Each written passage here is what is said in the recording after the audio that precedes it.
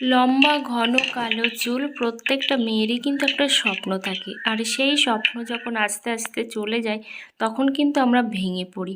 তো কোনো রকম টেনশন ছাড়াই এই ফাঁকা হয়ে যাওয়া, সাদা হয়ে যাওয়া উম, চুল কিন্তু আমরা খুব সহজেই ঠিক করে নিতে পারবো, এবং চুল হবে লম্বা ঘন এবং কালো। তো চলো আজকে আমি দেখাবো লবঙ্গ দিয়ে কিভাবে এই চুলটাকে আমরা ঠিক করব। তো লবঙ্গ আমাদের প্রত্যেকেরই রান্নাঘরে থাকে, আর এই লবঙ্গই কিন্তু আমাদের যে এতটা উপকারে আসতে পারে সেটা কিন্তু আমরা ভাবতেই পারি না।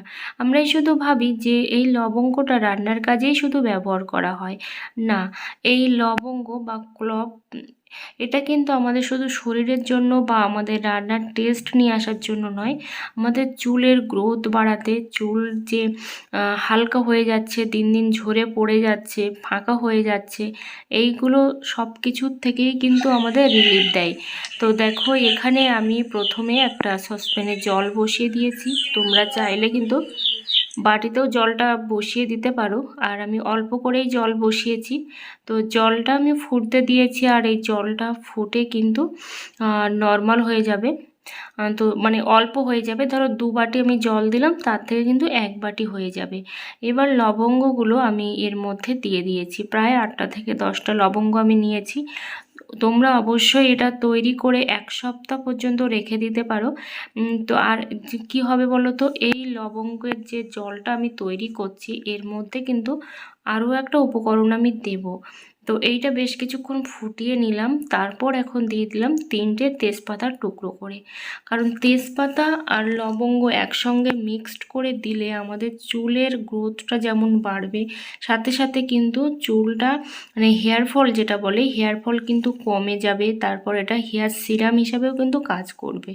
তো আমরা এটা রেগুলারই ইউজ করতে পারবো কোনো রকম ঝামেলা ছাড়াই, আর কোনো রকম চিটচিটে ভাবও কিন্তু এর মধ্যে নেই। তো দেখো এখন আমি এটাকে ভালো করে ফুটিয়ে নিলাম, প্রায় 4-5 মিনিট, অর্ধেকটা করে নিয়েছি জলটা। এবার দেখো জলের কালারটা কিন্তু চেঞ্জ হয়ে গেছে। আবার কি বলতো, অনেকেরই আছে যাদের কিন্তু শুধু হেয়ার ফল হয় তাই নয়, হেয়ার দিয়ে বা মাথা দিয়ে কিন্তু প্রচণ্ড পরিমাণে একটা দুর্গন্ধ বের হতে থাকে। একটুখানি ঘামলেই কিন্তু দুর্গন্ধ বের হয়, তার ফলেও কিন্তু প্রচুর পরিমাণে হেয়ার ফল হয়। সেইগুলো থেকেও কিন্তু তোমরা রিলিফ পাবে। অবশ্যই কিন্তু তোমরা বাড়িতে ট্রাই করে দেখো, কিছুই তো লাগছে না, শুধু একটু লবঙ্গ আর হচ্ছে তেজপাতা, যেটা আমরা রান্নার কাজে ব্যবহার করি, আমরা প্রত্যেকেই খেয়ে থাকি, সেইটুকু জিনিস কিন্তু আমরা চুলে ইউজ করতেই পারি।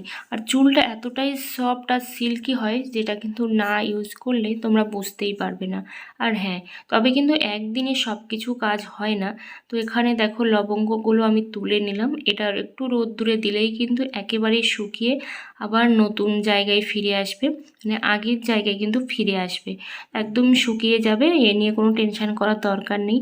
এটা শুধু আমরা হেয়ারে লাগাচ্ছি সেটা নয়, আমরা কিন্তু এটা আবার খেতেও পারবো। যেহেতু আমি ভালো জলে ফুটিয়েছি সেই জন্য কিন্তু এটা আবার খাওয়াও যাবে। তো এটা চায়ের সঙ্গে হোক কিংবা তরকারির সঙ্গে হোক, যেভাবেই হোক কিন্তু এটা ব্যবহার করা যাবে। তেজপাতাটাও তুলে আমি রেখে দিলাম, এটা আমার কাজে লাগবে না তেজপাতাটা। তো দেখো এখন কিন্তু এই জলটা আমি কিভাবে ব্যবহার করব, এখন হচ্ছে একেবারেই গরম। তো এই গরম অবস্থাতে কিন্তু হেয়ারে দেওয়া যাবে না, এটা একেবারেই ঠান্ডা করে নেব। আর অবশ্যই একটু ছেঁকে নেবে, দেখো এখানে কিন্তু গুঁড়ি গুঁড়ি পড়ে আছে, তো সেই জন্য অবশ্যই একটু ছেঁকে নেবে, তাহলেই সুবিধা হবে। মাথায় দিতেও কিন্তু সুবিধা হবে। আর অবশ্যই বাড়িতে তোমরা ট্রাই করবে, ট্রাই না করলে কিন্তু কিছুই বোঝা যাবে না। আর এর মধ্যে কিন্তু আর অন্য কিছুই আমি দেব না, নারকেল তেল বা কোনো রকম তেল কিন্তু আমি দেব না, কারণ কোনো রকম তেল যদি দিই তাহলে কিন্তু সেই তেলটা কেমন চিটচিটে হয়ে যায়, অনেকে কিন্তু সেটা ইউজ করতেও চায় না। কিন্তু তার মধ্যেও কিন্তু একটা জিনিস করতে হবে, সপ্তাহে মিনিমাম 3 দিন কিন্তু যে কোনো হেয়ার অয়েল কিন্তু ম্যাসাজ করতে হবে। হট অয়েল হোক কিংবা নর্মাল অয়েল হোক, যাই হোক সেটা কিন্তু ম্যাসাজ করতে হবে, কারণ সেটা চুলের পুষ্টিগুণের জন্য। এটা কিন্তু আমাদের করতেই হবে সপ্তাহে 3 দিন। সেটা তারপরে তোমরা শ্যাম্পু করেও রেখে মানে ধুয়ে ফেলতে পারো, কিংবা এমনি রেখে দিতেও পারো। এবার আমি দেখাবো এই সিরামটা ঠিক কিভাবে আমি ইউজ করছি। এখন আমি স্নান করে এসেছি, তারপরেই কিন্তু আমি এখন হেয়ারে লাগাবো। তো এইভাবে কিন্তু আমি স্প্রে করে দেবো। দেখো প্রথমে কিন্তু আমি স্ক্রাবে এইভাবে স্প্রে করছি, তারপরে কিন্তু আমি ভালো করে এটাকে ম্যাসাজ করে নেব। এবার চারিদিকে কিন্তু এভাবে লাগিয়ে নিচ্ছি। এখন যেহেতু গরমের সময়, তো প্রচুর পরিমাণে কিন্তু মাথার মধ্যে ঘাম হয়, তার ফলে কিন্তু দুর্গন্ধও তৈরি হয়। আর এতটাই দুর্গন্ধ হয় যেটা আমরা কিন্তু সহ্য করতেই পারি না, এমনও হয়। বা মাথায় কিন্তু হাত দিতেও পারি না। তাই অবশ্যই যদি এরকমভাবে তোমরা স্প্রে করে নাও এই জিনিসটা তৈরি করে, সেটা যেমন হেয়ার সিরাম হিসাবেও কাজ করবে, সাথে সাথে কিন্তু চুলের যে একটা বাজে গন্ধ সেটাও কিন্তু দূর করে দেবে। তো শুধু আমি স্ক্রাবে লাগাচ্ছি না, দেখো আমি পুরো হেয়ারটাতে কিন্তু এইভাবে লাগিয়ে রাখছি।